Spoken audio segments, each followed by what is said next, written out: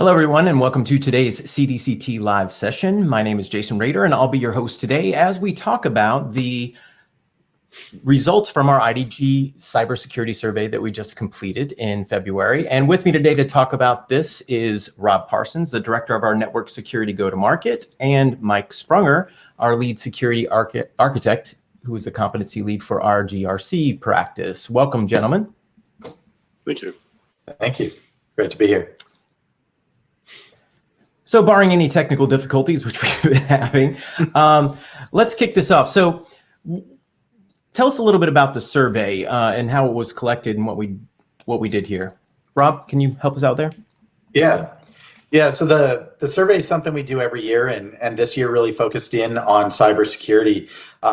Huge focus for our clients as we look at everything that happened in 2020 and look forward to 2021. But really poll not just our clients, but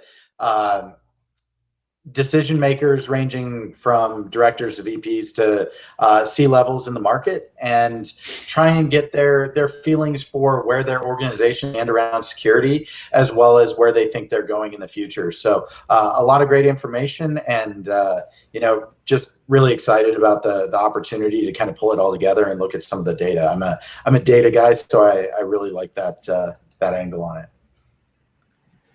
Yeah, I think, and we kind of jump right into it. Thank you. It's, getting that kind of perspective. And by the way, this was carried out within 2020 before any of the fun stuff at the end of the year actually happened. So we assumed that the stuff that's went down for the holidays is only exacerbated or enhanced the results or issues related to this survey. But even that being said, one of the key takeaways right at the very front of this thing is that 78% of the leaders who we surveyed, and these are like C-level folks, CIOs, CEOs, CISOs, said that they lacked confidence in their organization's security posture. And that's still a statistic that's a little shocking. What do you think about that, Mike? I think it's an indicator of how quickly the threat landscape changes. Realistically, organizations are in what I would classify as an arms race. We put in multi-factor authentication. The bad guys do something different. We put in behavioral analytics to be able to understand what people are doing from a behavior perspective. They do something different. They change their tactic. Right now we're seeing a lot of phishing attacks with the ransomware, malware out there. Those are expected to increase. I was looking at my inbox this morning, and I had at least 2 or 3 of those sitting in my inbox this morning. So I'm also seeing the same thing that a lot of the organizations that we talk to are seeing, and I think the stakes are getting higher. Yeah, I think you mentioned something interesting is that, whenever something happens, people usually respond, or organizations respond with, you mentioned technology a lot of the time, with some technology control like MFA or something to kind of thwart those things. Mm-hmm. And that gets to be difficult. And I think the other thing is at a certain level where they don't really necessarily understand security, they just think that they're budgeting appropriately getting this technology, that they're kind of scared when they realize that this other stuff is out there, new attacks or new approaches that they thought they were covered for. And I think that's why that they're kind of scared or unsure about the posture of the organization. Mm-hmm. What do you think, Rob? Yeah, and I think another data point from the survey was that we saw a large number of organizations throw technology at the problems that they had in 2020. So, technology is one piece of the conversation. I know Mike knows this better than I do, but you have to have the people, process, and tools to pull it all together. And so a lot of technology was purchased. We don't always see the data around the security teams having grown to support that technology. We don't always see the data as far as automation and programmability having happened to be able to integrate those solutions fully. So they need some more love in the environments that they were deployed in, and I think that will lead to driving a higher confidence in the security posture of an overall organization.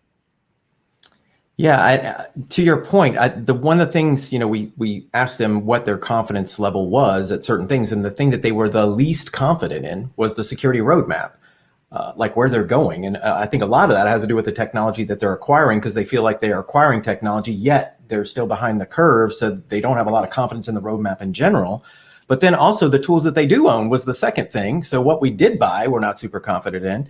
And then third is the skill sets that it takes to operate those things. So all kind of right where you were, Rob, with what you were talking about. And I think, that's a scary thing, right? Is to feel like you've invested this huge amount of effort, because people, process, technology, basically all of these things, there's a giant investment there. And for them, the vast majority to not feel comfortable is something that we've got to rally around.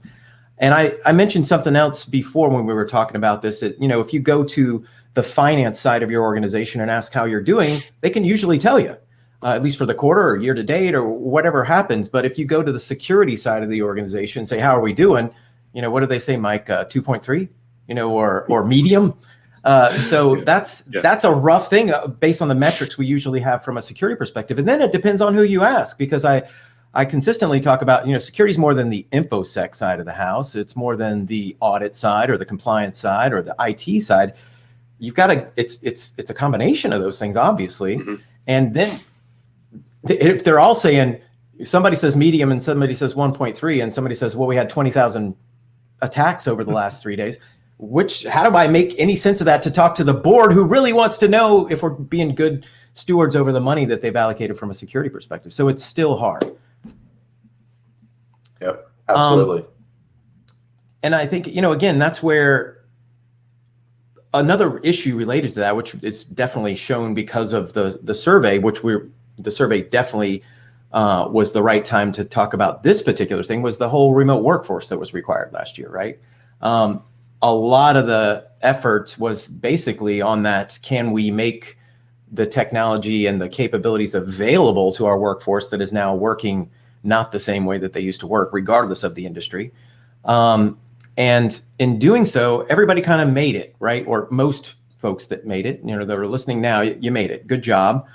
But there's still a lot of work we've got to go back and check on. And we see people, where they're increasing their budgets related to this survey was things like threat visibility and identification, incident response, network security, endpoint security, IoT security, application security, protection against malware. So all of those things in my mind go to the slant of, wow, we just had to push all these remote workers out. And now all of those things kind of relate to, we need more visibility. We need more protections related to that. Sure. Yeah, I see so many of these things in our conversations with our clients. My world touches network security a lot more, but we talk about now network security having accelerated in its move to the cloud, the way it's managed. And, I think that's certainly something that we're going to see in the near future as well. And, just a huge push around security with the remote workforce over the last year. And the market, the organizations that we talk to have certainly felt the growing pains. And I agree with you, Jason. So anybody who's on here, big congrats, you've made it. And I don't know if we're all the way there, but we've crossed the chasm and are getting to the other side. Yeah, exactly. And there's we love it. Go ahead, Mike. I was going to say, you made a very valid point, though, because of all of the tools and the technology that have been acquired. But when you fundamentally change the way a business runs, if you're operationally focused on having people in an office building using desktop machines to do their function, and then all of a sudden they're thrust into an environment where they work from home, and you don't have portable assets for them to use to do the work. Now they have to use whatever equipment they have on their premise. So none of the technology that you were talking to gets deployed to those machines. So now it's wide open, and it's opening up doorways into the organization. So from a governance and a risk management perspective, you just blew the whole company quite wide open for high risk, bad actors to come in, and just you're inviting them in, right? You just don't know what your profile is on those machines that people have at home. Usually they are less secure than corporate assets. Yeah, one thing I thought was interesting, and Mike, I think you probably have more thoughts on this, but one of the pieces of the data in the survey was that we don't see organizations going through the same preparation exercises that you would probably expect, the tabletops and things like that. What are some of the best practices there that might help move the needle the right direction? Well, good practices align with, it's like muscle memory with athletes. When athletes train, they practice, and they get very, very good at what they do. And they accelerate and they perform at levels that are far beyond you or I if we go to play a pickup game of basketball or football or whatever it might happen to be. And the same thing holds true for being prepared for, I hate to call it a disaster, but a significant change in the way the business is run. You may not be able to anticipate all of the scenarios, but practice is a very good thing. You mentioned the tabletop exercises; those need to be run around you making sure that your disaster recovery plans or your continuity plans are functional and they operate the way they're intended to operate. It's also important when you know what you're going to do if and when, not if, but when you have an incident, a security incident, and you know how to respond, right? It becomes muscle memory, it becomes reflexive, and the time it takes to fix those problems and to get back on track, it drops significantly. It also reduces risk to the organization, and it costs the company less in the long run to make the investment up front ahead of time when you're not under the gun to be prepared for those situations when you are. And that stat is like staggering. I read a recent survey that said it's like a savings of $1.5 million if you do the pre-tabletop exercise as opposed to trying to figure it out in the middle of the event, right? Right. And so that's a quantifiable amount of savings on the front end, and obviously downtime and all the other things related to that. And I think, here's your excuse, everybody who made it. Good job again. You were really busy last year, so you didn't do those things that you should have done in a proactive fashion. But what you absolutely should do now that we've made it is go back, do those risk assessments, do those things. Because actually, the folks we surveyed, only about half of them actually did those same things that they were accustomed to doing in a normal type of year. So going back and doing those things, especially the things that'll help you find those gaps that you've got in your new normal, is an important aspect. I would agree with that. Go ahead. Sorry. I would agree with that. And part of that, too, is making sure you notate what you did well and making sure you understand what you didn't do so well where you need to improve and taking steps to fix the things you need to improve on. Yeah, I think back into the very specifics of the things that folks kind of when they answered the survey said that they were kind of lacking, that they felt were things that would enhance their environments. I think Rob already brought up the whole lack of automation. With the automation is one of those things that can really change the game, especially when we've got tons and tons of technology and processes that are complicated, even if they're not complicated, but just processes that are tedious. Automation is going to save you from that. And there's a lot of opportunity for that just in general from a data center perspective and networking perspective. But on the security side, leveraging capabilities related to automation and orchestration is something that a lot of folks are more keen on moving forward now that they've seen kind of where they sit. Yeah, I mean, my feelings about automation is that probably security is one of the most impactful areas that you could apply automation.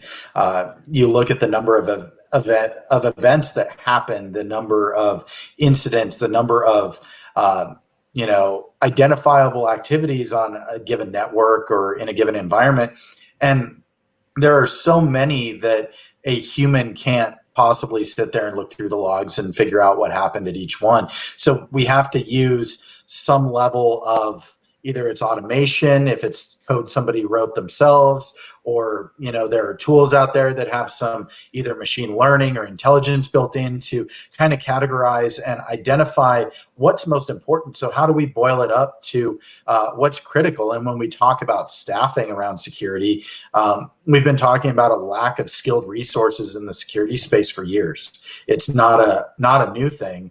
And 2020 was a hard year. Some staffing contracted, some stayed flat. But what we didn't see was anybody adding staffing.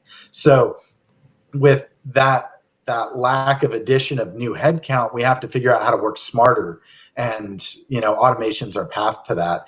And pretty much every new security tool to market is API first, is API centric, as far as giving you the ability to write the code to make that tool more than what it is out of the box. And so that's super exciting. And that it comes back to looking at technology that's already been put in place over the last year, and it's a great opportunity to go back and say, did we implement this to its fullest ability? Did we write the APIs? Did we bring in the other teams? Did we, dashboard what's important? And a lot of opportunity with technology, modern technology that's been put in place over the last year. Well, I would add on to that, Rob. It's evaluating what your staff is capable of doing. I mean, are your security people able to actually take advantage of those APIs and write the code, or do you need to bring in additional resource to write the code and get that taken care of? Many of the security teams that I work with on a daily and weekly basis are so strapped that they have no time to do any kind of training. So bringing new technology into the mix, into the fold that they have to now learn and manage, especially if they have to do it on the fly without formalized structured training, becomes a real challenge. So now it's just made the problem that they're facing even worse than what it was before. That is a great point. It's like the triangle of disaster, right? So you either have old tools that don't support those automation capabilities, or you've got not enough time to leverage that, or you've got not the skill sets in place to be able to do that. So it's one of those things, and it's kind of that you're either going to get it fast, cheap, or good kind of thing. That's the trouble, is even acquiring these new technologies or acquiring new capable skill sets within your organization. You've got to have all of those things. It takes time, it takes the skill sets, and it takes the appropriate tech to do it. And literally in the survey, those are the things: skill sets, legacy tools, outdated solutions, and lack of automation were the things that were holding folks back this year or last year. Yeah. So, I mean, and there's tons of approaches. We work with folks all the time related to how you fix those things, right? I mean, obviously, it's easy to say just refresh everything. And again, that's where that roadmap uncertainty comes back into play. You've got to, and our advice to folks is acquire that tech strategically, acquire the skill sets that you're getting strategically. I remember back in the old days, we'd be like, oh, we need a Unix guy, or there's very specific type of things. And now it's more of like, we need somebody capable of leveraging APIs on multiple systems, or, it's a whole kind of different approach that we're doing. I don't want to buy somebody specifically an expert in a tool. I want to buy somebody who's capable of leveraging components, RESTful API calls to multiple systems. Mm-hmm. So absolutely agree. We're talking and I'm not talking all doom and gloom here. I think, again, we've made it. Were there any positives that you guys can think of from the survey that we should talk about? Well, one of the things that stuck out to me was the fact that most of the executive leadership teams that were surveyed were indicating that security in general had a much higher profile within their organizations. For example, if a CTO was responding, they were saying that their CEO and their board of directors, their ownership, actually had more awareness and were generally more on board with the needs for the company to be invested in cybersecurity, much more so than in the past. So the increased visibility, I think, is going to help a lot of these organizations, particularly those that recognize the fact that the business doesn't run without IT, and IT really doesn't run very well unless it's secure, right? And between all of those things, it all has to work like a machine, and which it is technically, but it's sometimes there's a difference between a Ferrari and a Volkswagen, not to malign a Volkswagen, right?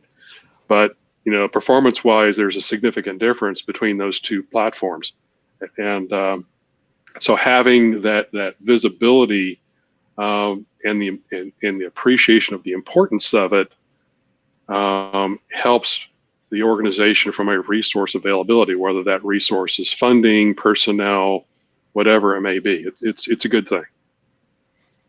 Yeah, so I think it dovetails into that visibility angle that you just took, Mike. But I think 90+% will expect security budgets to expand in 2021, which, the visibility that you get at a board level drives that additional investment into security, and whether it's invested in the technology side or the people side or the tools to pull it all together. And, all of those things go hand in hand with helping us create a better environment to be able to drive security. And I think one other thing that we see that wasn't a direct outcome of the survey, but I continue to see in our client environments on a regular basis, is we've changed a lot of the resources that are in our client environments, right? We've got a different generation in the workforce, and it's the generation that grew up with an iPhone, and they grew up with an expectation of security and data privacy and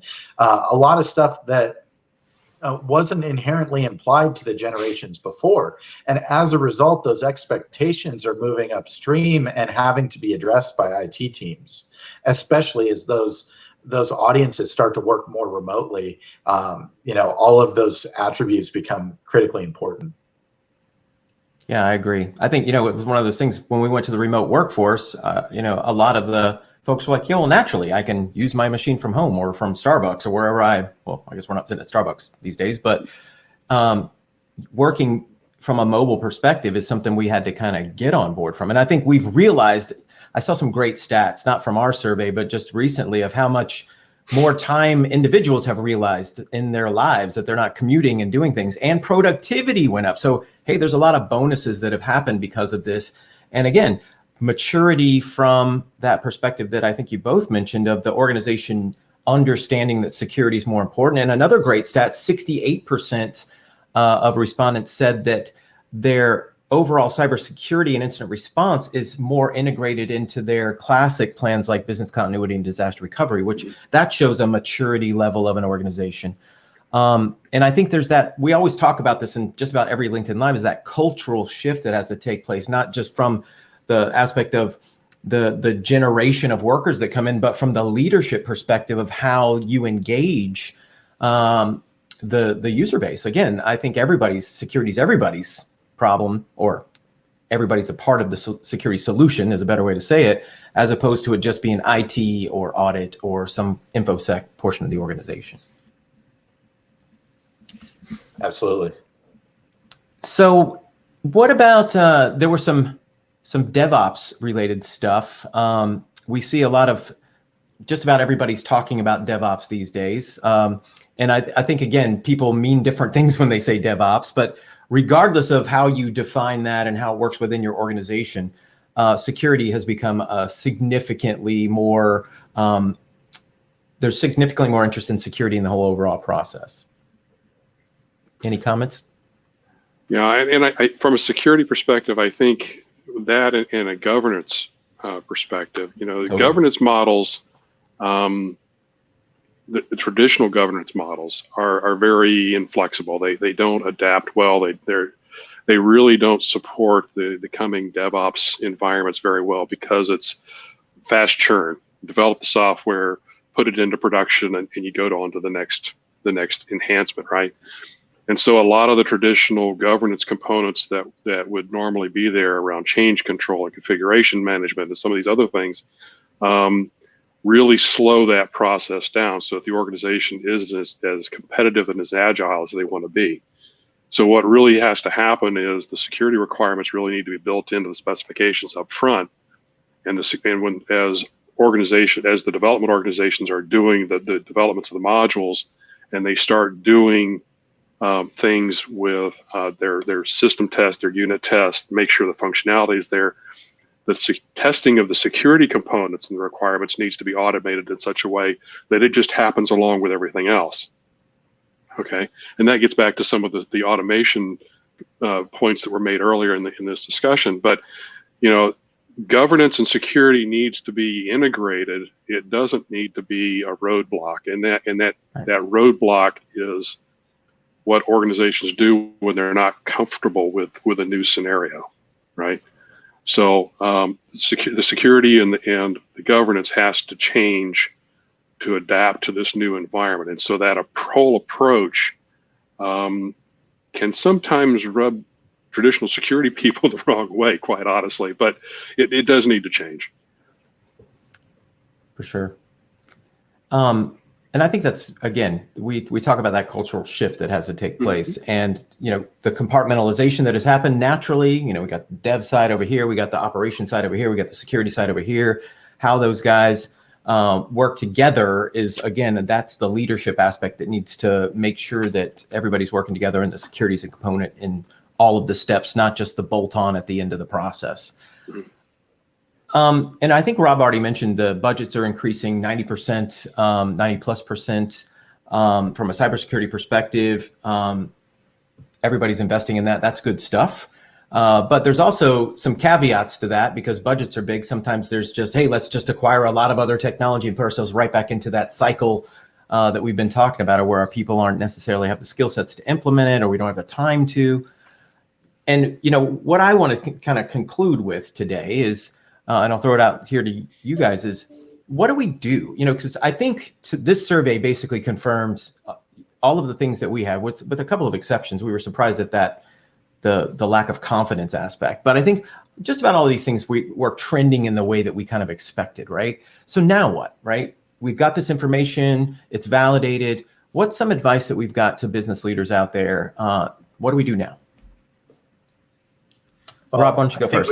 We've got a huge opportunity to work together to figure out how to navigate this, and we've talked, Mike just got done talking about integration in, a little bit different context, but where we really focus is around the integration of all the platforms. And we think that that's absolutely critical to being able to have a great IT environment. And it's integration between the DevOps side, the security side, the operations side, the implementation guys, the network side. Everything has to work in concert. And I know, Jason, you're a music guy, so you know this better than anybody, but it all has to fit together and has to be integrated very precisely to be able to get the outcomes and experiences that you're looking for. So I think that's really where I'd want to leave it, is that we have a great opportunity to take a step back now and figure out how to put all these pieces of the puzzle together, because I feel like we're getting to a point where we've got all the pieces of the puzzle, and they'll all fit together if we take the time to put them together in that fashion. So that's a huge focus for me. It's what I spend my days doing here at Insight, is figuring out how we put all the pieces together and help our clients. So awesome talk today. Appreciate it. Thanks. Mike, any final words? I think I would just add to what Rob has said, because we oftentimes focus too much on the how.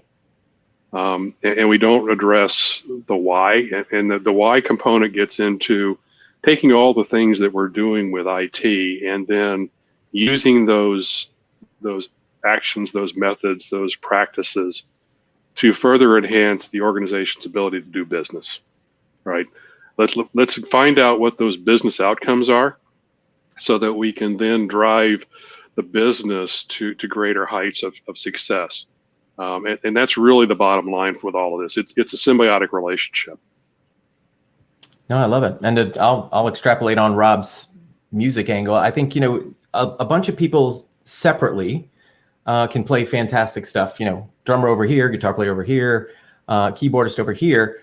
But when they all come together and are grooving, kind of working towards that same goal, understanding what they're trying to do, it's a much better piece of music, right?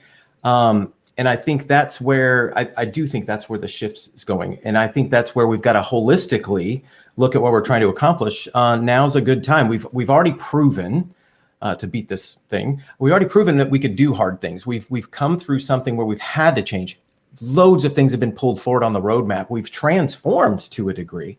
And to just keep pace with that and see what that outcome is, I think, it doesn't have to be as time sensitive or as critical as it was last year, but it's just as important for the cultural organization to make that shift, because there's all kinds, as we see, there's all kinds of cost savings, of skill sets, of more security, of more productivity that can happen if we align these things appropriately and bring in the help when we need it, so that they can, I always talk about that kind of build and transfer model. Let's get the right folks in to build up what you're trying to do, and then document it and transfer it over, and then operationalize that within your organization. That, I think, is a ideal way to approach it, especially with the complexities that we've got going on these days. Well, gentlemen, it's been awesome. Thank you so much. And I know you guys out there probably listening want to know where you can get the survey from. So it is at our website at insightcdct.com. There's a banner page there.